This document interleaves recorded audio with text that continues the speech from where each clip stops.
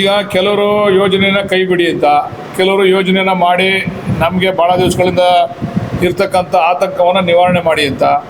ಈಗ ಇವ್ರನ್ನ ನಾವು ಭೇಟಿ ಮಾಡಿದ್ಮೇಲೆ ಅವರು ಪರ ಇರೋರು ಅದು ಯೋಜನೆ ಮಾಡಿ ಅಂತಕ್ಕಂಥವ್ರು ಕೂಡ ನಮಗೆ ಈಗ ಒತ್ತಾಯ ಆಗ್ತಾವ್ರೆ. ನಮಗೂ ಅವಕಾಶ ಮಾಡಿಕೊಡಿ, ಬರೀ ಅವ್ರ ಮಾತನ್ನು ಮಾತ್ರ ಕೇಳ್ತೀರಾ, ವಿರೋಧ ಇರ್ತಕ್ಕಂಥವ್ರ ಮಾತನ್ನು ಮಾತ್ರ ಕೇಳ್ತೀರಾ, ನಾವು ಬಹುಸಂಖ್ಯೆಯಲ್ಲಿ ಇದ್ದೀವಿ, ನಮಗೂ ಅವಕಾಶ ಮಾಡಿಕೊಡಿ ಅಂತ ಹೇಳಿದ್ದಾರೆ. ಬಹುಶಃ ಅವ್ರಿಗೂ ಕೂಡ ನಾಳೆ ಅವ್ರನ್ನೂ ಕರೆದು ಕೇಳ್ತೀವಿ. ಅವರು ನಮ್ಮನ್ನು ಮಾತಾಡ್ಸೋದೇ ಇಲ್ಲ, ನೀವು ನಾವು ಪರ ಇದ್ದೀವಿ ಅಂತಕ್ಕಂಥ ನಮ್ಮನ್ನು ಉದಾಸೀನ ಮಾಡ್ತಾ ಇದ್ದೀರಾ, ನೋಟಿಫಿಕೇಷನ್ನೇ ಆಗಿಲ್ಲ, ನಮ್ಮನ್ನು ಅತಂತ್ರ ಸ್ಥಿತಿಲಿ ಇಡ್ತಾ ಇದ್ದೀರಾ ನೀವು, ನೋಟಿಫಿಕೇಷನ್ ಆಗಿರೋರಿಗೆ JMC ಮಾಡ್ತಾ ಇಲ್ಲ, ನೀವು ನಮಗೆ ತೊಂದರೆ ಕೊಡ್ತಾ ಇದ್ದೀರಾ ಅಂತ ಅವ್ರದ್ದು ಅಭಿಪ್ರಾಯ ಇದೆ. ನಾಳೆ ಅವ್ರನ್ನೂ ಕೂಡ ಒಂದು ಸಭೆ ಕರೀಲಿಕ್ಕೆ ತೀರ್ಮಾನ ಮಾಡಿದ್ವಿ. ಅವ್ರನ್ನೂ ಕರೆದು ಅವ್ರ ಅಭಿಪ್ರಾಯನ ತೊಗೊಂಡು ಮುಖ್ಯಮಂತ್ರಿಗಳ ಹತ್ರ ಅಂತಿಮವಾಗಿ ಚರ್ಚೆ ಮಾಡಿ ಆಮೇಲೆ ಏನೋ ಒಂದು ತೀರ್ಮಾನವನ್ನು ತಗೋತೀವಿ.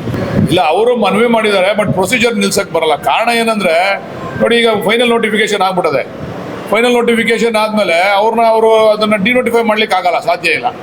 ಯಾವುದೇ ಕಾರಣಕ್ಕೆ ಯಾವುದೇ ಸರ್ಕಾರ ಬಂದರೂ ಅದನ್ನು ಡಿನೋಟಿಫೈ ಮಾಡ್ಲಿಕ್ಕೆ ಆಗಲ್ಲ. ಈಗ ಅವ್ರನ್ನ ನಾವು ಫೈನಲ್ ನೋಟಿಫಿಕೇಶನ್ ಮಾಡ್ಬಿಟ್ಟು ಅವ್ರನ್ನ ನೀವು ಪರಿಹಾರ ಕೊಡಲ್ಲ ಅಂತಂದರೆ ಅವ್ರು ನಾಳೆ ನಮ್ಗೆ ಅವ್ರು ಬೈತಾರೆ. ನಾವೇನು ಹೇಳ್ತಾ ಇದ್ದೀವಿ, ಯಾವ ರೈತರು ನಮಗೆ ಪರಿಹಾರ ಕೊಡಿ ಅಂತ ಹೇಳಿ ನಮಗೆ ಕೇಳ್ಕೊತಾರೆ, ಲೆಟ್ರ್ ಕೊಡ್ತಾರೆ, ಅವ್ರಿಗೆ ಮಾತ್ರ ನಾವು JMC ಮಾಡ್ತೀವಿ. ಇವರು ಬಲವಂತವಾಗಿ ಹೋಗಿ JMC ಮಾಡ್ತಕ್ಕಂಥ ಪ್ರಕ್ರಿಯೆ ನಾವು ಮಾಡಲ್ಲ. ನಾವು ಯಾರು ನಮಗೆ ಪರಿಹಾರ ನಮಗೆ JMC ಸಮೇತ ನಮಗೆ ಕೊಡಿ ಅಂತ ಹೇಳಿ ನಮ್ಗೆ ಲೆಟ್ರ್ ಕೊಡ್ತಾರೆ, ಅವ್ರಿಗೆ ಮಾತ್ರ ನಾವು ಅದನ್ನು ಕನ್ಸಿಡರ್ ಮಾಡ್ತೀವಿ. ಈಗ ಅವರು ತ್ರಿಶಂಕು ಸ್ವರ್ಗ ಆಗ್ಬಿಡ್ತಾರೆ, ಫೈನಲ್ ನೋಟಿಫಿಕೇಶನ್ ಆಗ್ಬಿಟ್ಟದೆ.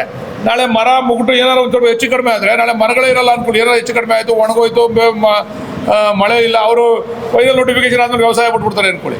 ಈಗ ಅವ್ರದ್ದೆಲ್ಲ ಇವಾಗ ಇದೈತೆ, ಅಡಿಕೆ ಐತೆ, ತೆಂಗೈತೆ, ಆಮೇಲೆ ರೇಷ್ಮೆ ಐತೆ, ಬಾಳೆ ಐತೆ, ಇವಕ್ಕೆಲ್ಲ ಪರಿಹಾರ ಕೊಡದೆ ಹೋದ್ರೆ ತಪ್ಪಾಗಲ್ವ? ಅದು ಅವ್ರಿಗೆ ಅನ್ಯಾಯ ಆದಂಗೆ ಆಯ್ತದೆ. ನಾವು ಯಾರಿಗೂ ಬಲವಂತವಾಗಿ ಅವ್ರು ಕೊಟ್ಟರೆ ಮಾತ್ರ ಹೋಗಿ ಮಾಡ್ತೀವಿ JMCನ, ನಾವು ಬಲವಂತವಾಗಿ ಹೋಗಿ ಮಾಡಲ್ಲ, ಒತ್ತಾಯ ಪೂರ್ವಕವಾಗಿ ಎಲ್ರದ್ದು ಮಾಡಲ್ಲ. ಯಾರು ನೋಟಿಫಿಕೇಶನ್ ಆಗಿದೆ ಅವ್ರೇನು ಕೊಡ್ತಾರೆ ಅದ್ರ ಮೇಲೆ ಮಾಡ್ತೀವಿ ಅಷ್ಟೇ. ಕರುನಾಡು ಟೈಮ್ಸ್ ಚಾನೆಲ್ನಲ್ಲಿ ಸುದ್ದಿ ಮತ್ತು ಜಾಹೀರಾತು ನೀಡಲು ಈ ನಂಬರ್ಗೆ ಕರೆ ಮಾಡಿ.